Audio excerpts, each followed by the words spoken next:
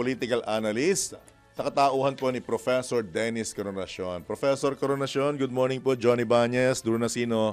Live na po tayo sa DWIZ Channel 23. Good morning po, Prof. Hello, good morning po sa inyo. Dalwag, good morning sa inyo mga taga-subaybay. Right. Ano po ang unang-unang naging reaksyon ninyo nang nagkaroon ng palitan? Bigla ang palitan sa liderato ng Senado na nung bago mangyari ito, Professor Coronacion, I understand, natatandaan ko, na pinag-usapan natin to before. Actually. Na malayong mangyari, pero posible. Pero biglang nangyari. Prof. Coronacion, ano po ang reaksyon niyo dito? Yung pagpapalit ng liderato sa Senado, no? Sir. I think I remember natin sabi na pwede mangyari pero malabo kasi I think a month ago, parang kasi nakapili na yung mga senador. Kung sino kanya magiging leader. Pero nagulat tayo na after a month, magpapalit na naman sila. So very unusual ito. Pero yun nga, gaya na sabi natin dati, pwedeng mangyari. So nangyari nung panahon naman na nag-iimbestiga ang Senado tungkol sa mga anomalya. Mga anomalya, mga ghost flood control projects. Flood control projects. So maaaring isipin natin kaugnay na nagkaroon ng pagpapalitan ng liderato kung kailan nang may ganyang investigasyon. So we cannot help but think na siguro may kinalaman doon. Ito papalit. Prof, can you comment kung ano ang nakita o naramdaman yung dahilan para sinasabi nga malaglag or ilaglag si dating Senate President Chis Escudero sa kanyang pwesto? Well, ang nakikita ko pong isang dahilan, una na dyan yung nayugnay siya dito sa issue na to, no? Although hindi naman, idinenay naman niya to, yung bang parte na sinasabi ng isang, I think, contractor na umano'y kaibigan raw niya. At nagsabi during, I think, inamin, during the investigation at the House of Representatives na meron siyang binigay na 30 million na campaign donation. Campaign donation. So, nakasira ho yun ang imahe at kredibilidad ng dating Senate President Chis Escudero. Tapos pangalawa, parang itong Senate investigation tungkol dito yung pinangungunahan nga nito Senate Doribon Committee under the leadership of Senator Marcoleta. Parang parang ang lumalabas ginagamit laban parang may halong politika na investigasyon. So may mga ilang bagay na halimbawa hindi na isiwalat. Tapos at the same time para may pinupuntirya. May bias? May bias, Prof? Meron po. Mukhang bias. Mukhang meron bias dito sa investigasyon. So, hindi talaga lumalabas yung katotohanan. Hindi siguro partial truth lang ang lumalabas.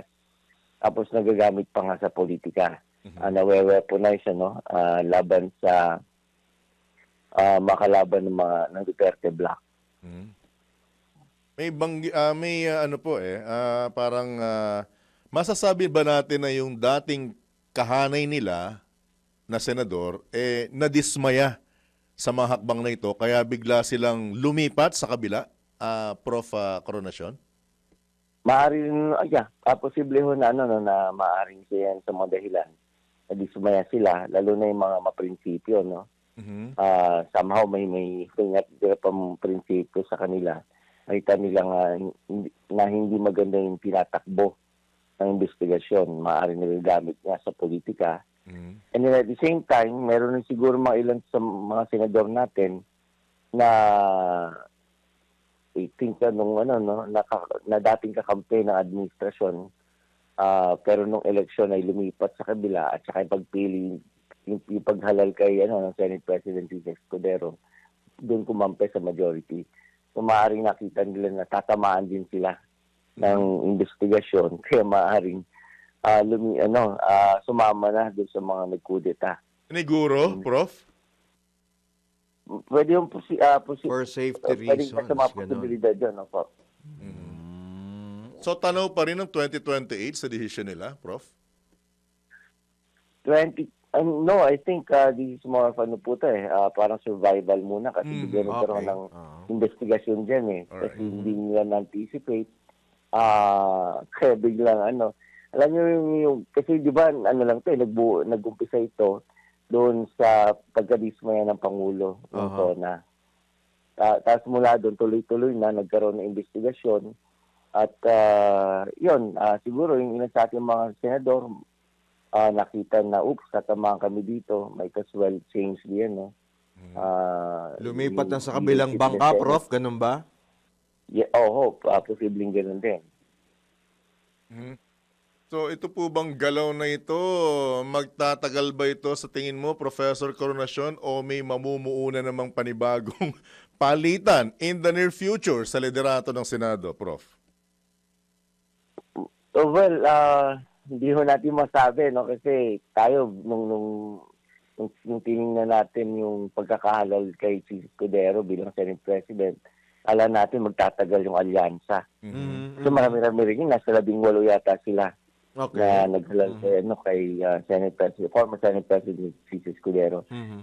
Ito 15. So, tingnan natin kung kung mapagsisilbihan ba ng liderato ni Senate President Tito Soto yung iba't ibang interest ng mga senador na yan. So, napaka-fluid po ng nila yan, ng kanilang dynamics, ng galawan, no? Guys sa House, na sobrang dami nila, mahirap masway yung karamihan doon sa challenger, bawa sa liderato ni House Speaker Martin Romualdez. Ito, 24 lang, napakadaling Very swift. kausapin yung mga yan. Prof, pwede bang masabi rin na naging masyadong kumpiyansa itong hanay ni Chis before kaya nasingitan sila nabulaga sila talaga. ng grupo ni Senator Soto, ni Ping? Ganyan naman dyan tawag dito, hindi mo malalaman na ginagapang ka na ng kalaban mo until such time na nakuha na nila yung numbers. Hindi na kailangan ng numero upang manalo ka. Lumalabas nga ang natira na lang yung kanyang mga core supporters, yung Duterte Bloc, tapos yung kanyang mga opisyales, yung Majority Floor Leader, yun. So sila nang natira. The rest, yung mga hindi naman part ng core group ni former Senate President Escudero, lumipat na sa kabila. Prof, dahil speaking of leadership din naman, medyo bababa tayo ng konti. Ito ba ay maglalatay? Aalingaw-ngaw ba sa mababang kapulungan ng Kongreso?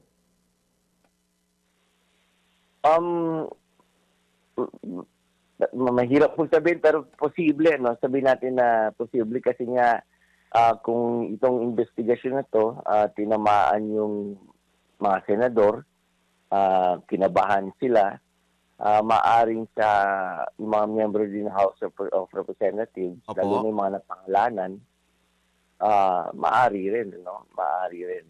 Pero so far, pa naman kung gaman yung posisyon ni House Speaker Martin Romualdez ay nananatiling matibay, matatag.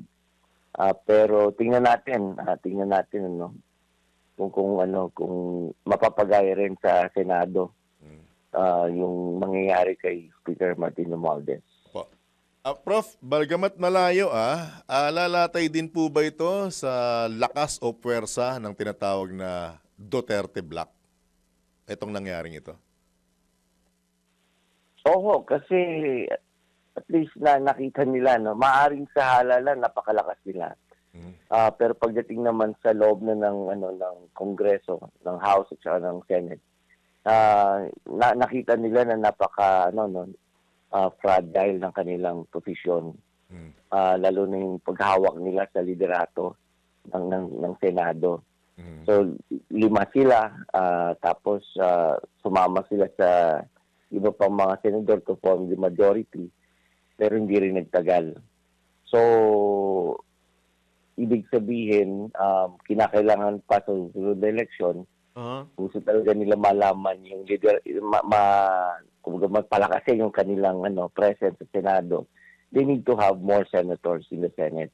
Oh, so Prof, nakikita mo ba na senyales ito ng unti-unting paghina ng puwersa nila, Prof? Well, actually, ho yun eh. Kumbaga yung kanilang paglakas ng puwersa nila, tinatawag na paglakas ng puwersa nila, dala ng momentum itong nakaraang eleksyon. Pero, yun na nga, hindi naman talaga, kumbaga man, subject rin yan sa pagbabago dahil hindi naman sila sobrang dami sa Senado.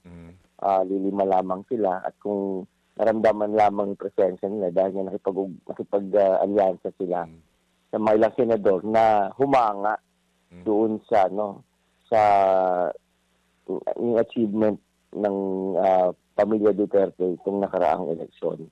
Right. So, tingin ko naputol na yung momentum at posibleng ma-reverse yung momentum. Depende ko anong gagawin ni Senate President Tito Soto kung bawa i-revive niya yung impeachment ni Vice President at tuluyang masira doon sa investigation sa impeachment trial kung ma-revive ito under the leadership of Senate President Tito Soto. Maaring makapaglabas ng ilang mga ebidensya na ikakasira ng imahe rin ng Vice President Sara Duterte. Right. Are you seeing na talagang bubuhayin itong impeachment, Professor Coronacion, dahil mukhang may nabubuhay na pag-asa dahil nga nagpalit ng liderato ng Senado at may numero sila ngayon, Prof? Tawag dito, tingin ko malaki ang posibilidad na buhayin yung Senate President Tito Soto. Kasi I think right after he was elected as senator, hanggang so napag-uusapan yan, I think dun sa time na they had to decide kung dapat ba yung i-dismiss na. So very clear si Senate President Tito Soto and very consistent in kanyang position regarding the impeachment trial of the Vice President. So tingin ko itutuloy niya yan, i-revive niya yan, bubuhayin niya yan, tapos magkakaroon ng impeachment trial. Po, despite kung ano man po ang maging desisyon ng Korte Suprema sa constitutionality, MR? Well, magkakaroon rin po na epekto yan, kung ano man magiging desisyon ng Supreme Court. Pero tingin ko kahit pa sabihin ng Supreme Court na wala na, patay na talaga yan sa MR, hindi na unconstitutional talaga yan, pwede naman maghintay doon sa itinakdang panahon ng Supreme Court upang pwede ulit 2026? 2026 February. I think natin sinabi ng Supreme Court. So by that time, kung Senate President pa si Tito Soto, tingin ko mas bibigyan pansin yan, susuportahan ng Senado. Right. Opo, Prof, bukod po doon sa impeachment, of course, meron pang issue sa ICC, though na-delay yung hearing, yung confirmation of charges hearing dyan sa ICC. Ano kung magiging nakikita niyong posible pong maging epekto nito pong pagtestigo ni dating PCSO General Manager Royina Garma sa ICC? Well, tingin ko po, since malaki ang role na ginampanan ni former PCSO General Manager Garma, napaka-vital yung kanyang sasabihin. Isa siyang vital witness, key witness. Kasi siya ay kalahok. Siya ay isa sa mga nagplano, nag-conceptualize itong Oplan Tokhang na to. So, kung ano man ang isisiwalat niya doon sa kung magpapatuloy yan, ICC, yung trial sa ICC, tingin ko malaking ano to, tawag dito, yung malaking tulong para doon sa prosecution. Yung kanyang sasabihin against the former president. Alright. So, let's wait and see kung ano talaga ang magiging kahihinat na ng mga bagay na ito. Marami pang pwedeng pag-usapan, kaya lang, Prof, kami natatalian ng kamay ng aking honorable na nakasama. Pero baka may karagdagan ka pa na kaligtaan kaming tukuyin, Professor Coronacion, na angkop sa mga oras na ito. Baka Go may ahead po. nakikita kang dark horse. Aha. Ano naman dark horse yan? Sino bang Dark dark horse horse. yan? Saan yan? O baka may proyekto kang nakikita dyan. Meron ka bang nakikita dyan sa gilid-gilid na pwedeng tumubo? Aha. Para in relation, in preparation sa 2028. Oo. May nakikita ka ba, Prof? Sorry, In preparation for 2028. Aha.